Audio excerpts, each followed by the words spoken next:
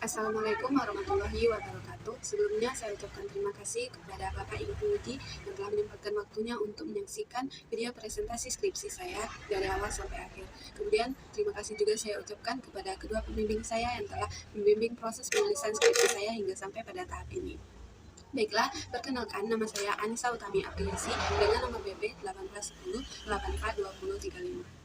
Saya akan mempresentasikan skripsi saya berjudul Implementasi Program Rumah Bersubsidi bagi Masyarakat Berpenghasilan Rendah di Kota Padang.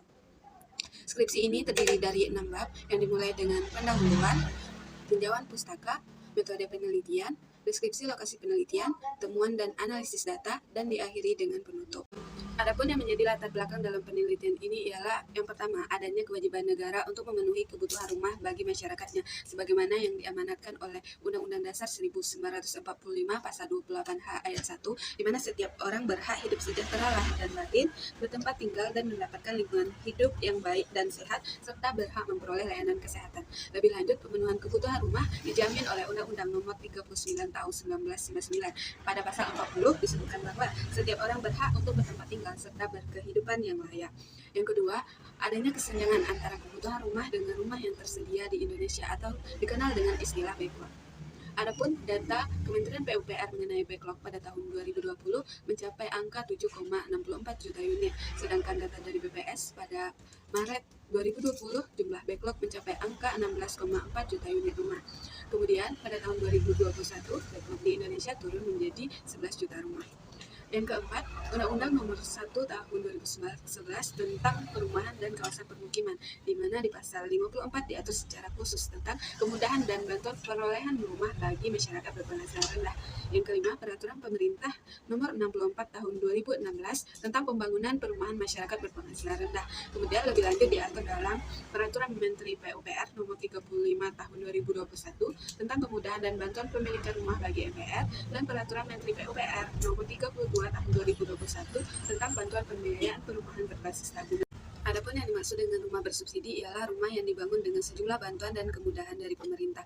Bantuan dan kemudahan yang dimaksud adalah subsidi yang diberikan oleh pemerintah yang disalurkan dengan skema KPR bersubsidi, yaitu kredit pemilikan rumah bersubsidi. KPR bersubsidi sendiri ialah kemudahan dan bantuan perolehan rumah yang diberikan oleh pemerintah berupa dana murah jangka panjang dan subsidi perolehan rumah yang diterbitkan oleh bank pelaksana, baik secara konvensional maupun secara syariah. Skema KPR sendiri terdiri dari 4, yaitu FLPP atau Fasilitas Likuiditas Pembiayaan Perumahan, SPUM atau Subsidi Bantuan Pembuka, SSB, subsidi selisih bunga, dan bantuan pembiayaan perumahan berbasis tabungan. Adapun tujuan dari program ini ialah memberikan kemudahan dan bantuan perolehan rumah bagi masyarakat, khususnya masyarakat berpenghasilan rendah, sehingga masyarakat dapat memperoleh rumah yang layak dengan keterbatasan penghasilan yang dimiliki. Kemudian sasaran dari program ini tentunya MPR yang diatur oleh Peraturan Pemerintah Nomor 64 Tahun 2016. MPR di sini ialah masyarakat berpenghasilan rendah yang memiliki keterbatasan daya beli sehingga berhak memperoleh bantuan dari pemerintah. Kemudian lebih lanjut, ketentuan umum mengenai syarat-syarat warga negara yang berhak memperoleh rumah bersubsidi diatur oleh Keputusan Menteri PUPR Nomor 242 Tahun 2020. Lokasi penelitian yang peneliti pilih dalam penelitian ini ialah Kota Padang.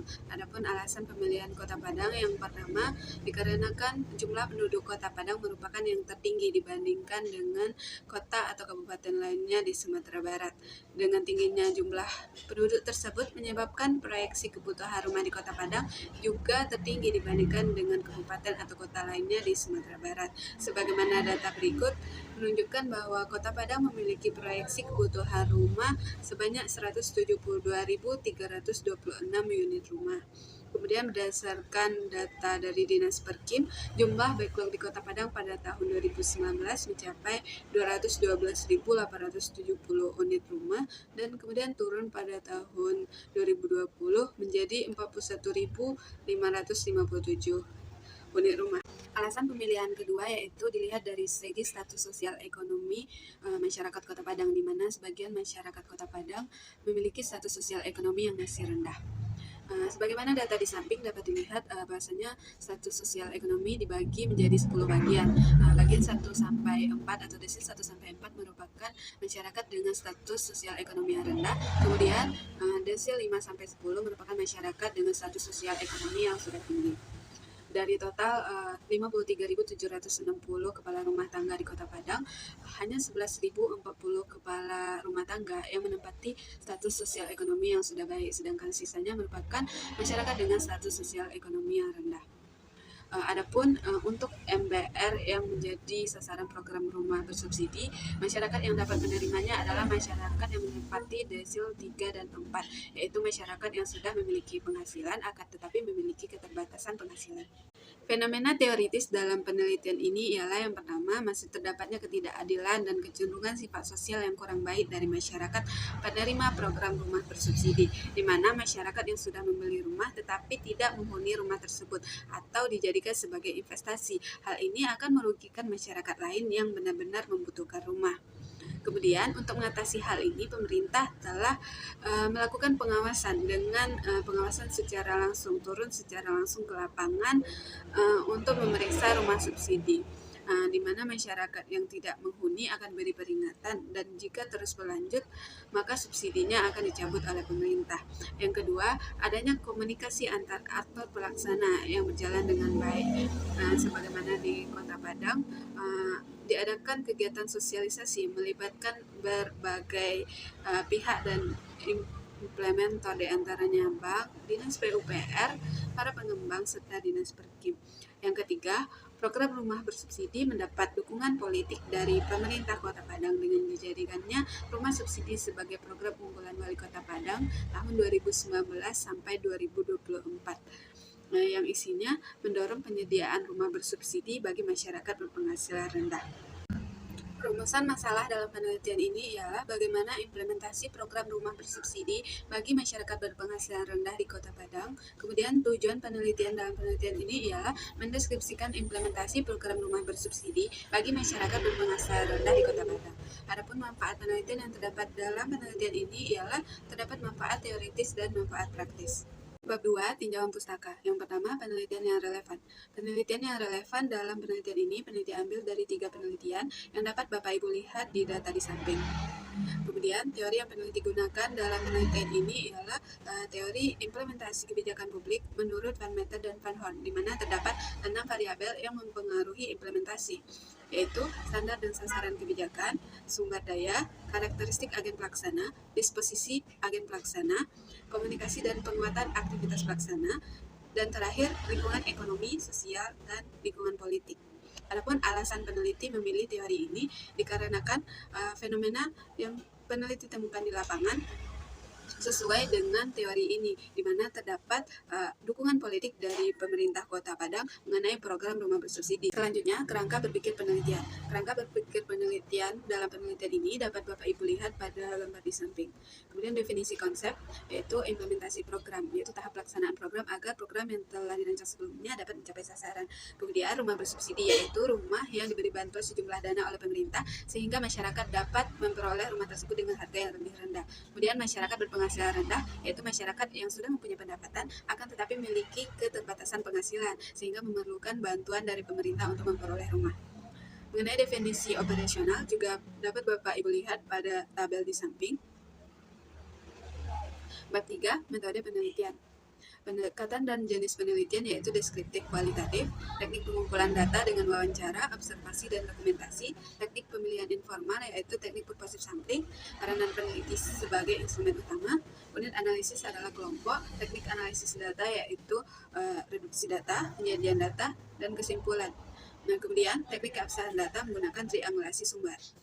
Bab 4, deskripsi lokasi penelitian. Penelitian ini dilakukan di Kota Padang yang merupakan ibu kota Provinsi Sumatera Barat. Kemudian secara lebih spesifik dilakukan di Dinas Perumahan Rakyat dan Kawasan Permukiman Kota Padang. Kemudian di Dinas Pekerjaan Umum dan Penataan Ruang Kota Padang dan di Bank BTN Kantor Cabang Kota Padang. Kemudian untuk pengembang atau developernya dilakukan di PT Kinaya Mitra Mandiri dan PT Wanayu Pesona Mandiri. Bab 5, temuan dan analisis data. Temuan yang pernah ditemukan dalam penelitian ini dianalisis dengan teori Van Meter dan Van Horn sebagai berikut. Yang pertama, variabel standar dan sasaran kebijakan. Pada indikator jelas dan terukur, implementasi program rumah bersubsidi bagi masyarakat berpenghasilan rendah di Kota Padang sudah memiliki ukuran dan pedoman yang jelas. Kemudian masing-masing implementer juga sudah memahami dengan jelas mengenai acuan program rumah bersubsidi. Dan program ini juga memiliki tujuan yang jelas, yaitu memenuhi kebutuhan rumah bagi masyarakat berpenghasilan rendah di Kota Padang. Kemudian pada indikator keadilan juga sudah terpenuhi. Hal ini dapat dilihat dari pembelakuan kebijakan dan informasi yang sama terhadap seluruh implementer dan penyampaian informasi yang secara merata kepada kelompok sasaran. Yang kedua, variabel sumber daya terdiri dari sumber daya manusia, di mana terdapat kekurangan sumber daya manusia dari segi kuantitas di Dinas PUPR, akan tetapi hal ini masih bisa diatasi dengan peningkatan kinerja pegawai. Kemudian, sumber daya manusia di Dinas Perkim, Bank BTN, dan Pengembang sudah memadai. Sumber daya manusia yang tersedia juga sudah memadai dari segi kualitas dengan adanya pegawai yang memiliki latar belakang pendidikan yang sesuai dengan yang dibutuhkan. Kemudian dari indikator sumber daya non manusia, anggaran yang dimiliki sudah memadai. Hal ini dapat dilihat dari anggaran yang meningkat setiap tahunnya. Anggaran ini berasal dari APBN dan dana masyarakat. Kemudian untuk sarana dan prasarana dalam program ini juga sudah memadai. Kemudian yang ketiga, karakteristik agen pelaksana dari indikator struktur organisasi. Struktur organisasi yang dimiliki sudah jelas dan tidak panjang sesuai dengan fungsinya masing-masing pada setiap organisasi pelaksana. Kemudian indikator norma-norma, terdapat norma-norma yang mendukung keberhasilan implementasi program, yaitu kedisiplinan dan efisiensi waktu. Kemudian di indikator pola hubungan dalam birokrasi, baik itu di Dinas PUPR, Dinas Perkim, Pengembang maupun Bank BTN sudah berjalan dengan lancar dan arus informasi sudah tersampaikan dengan baik. Yang keempat, variabel sikap dan kecenderungan pelaksana. Dari indikator respon implementer memiliki respon positif terhadap program ini. Kemudian, masyarakat sebagai kelompok sasaran juga menyambut baik program ini. Program ini dianggap dapat membantu mereka. Kemudian dari indikator kognisi atau pemahaman implementer pada program rumah bersubsidi di Kota Padang sudah memahami dengan baik mengenai program rumah bersubsidi. Kemudian di indikator intensitas disposisi implementer memiliki pandangan bahwa program dapat meningkatkan kesejahteraan dan membawa perubahan positif bagi masyarakat dengan memiliki rumah yang layak dan milik sendiri. Yang kelima, variabel komunikasi dan penguatan aktivitas pelaksana. Pada indikator komunikasi sudah berjalan dengan baik dan efektif. Komunikasi di dalam organisasi pelaksana dilakukan dengan mengadakan rapat rutin dan komunikasi antar organisasi pelaksana dilakukan dengan melakukan pertemuan seperti sosialisasi. Kemudian komunikasi kepada kelompok sasaran juga sudah baik dan efektif yang dilakukan melalui media iklan, baik itu media offline seperti pamflet dan papan reklame, dan media online yang memanfaatkan media sosial. Kemudian dengan adanya website Sikumbang yang disediakan oleh pemerintah turut mendorong keberhasilan komunikasi yang dilakukan dari pemerintah kepada pengembang dan berakhir kepada masyarakat. Pada indikator koordinasi, adanya koordinasi di luar organisasi pelaksana dapat mendukung keberhasilan program rumah bersubsidi di Kota Padang menjadi lebih optimal, yaitu atensi dan satgas perumahan. Koordinasi juga sudah berjalan dengan baik.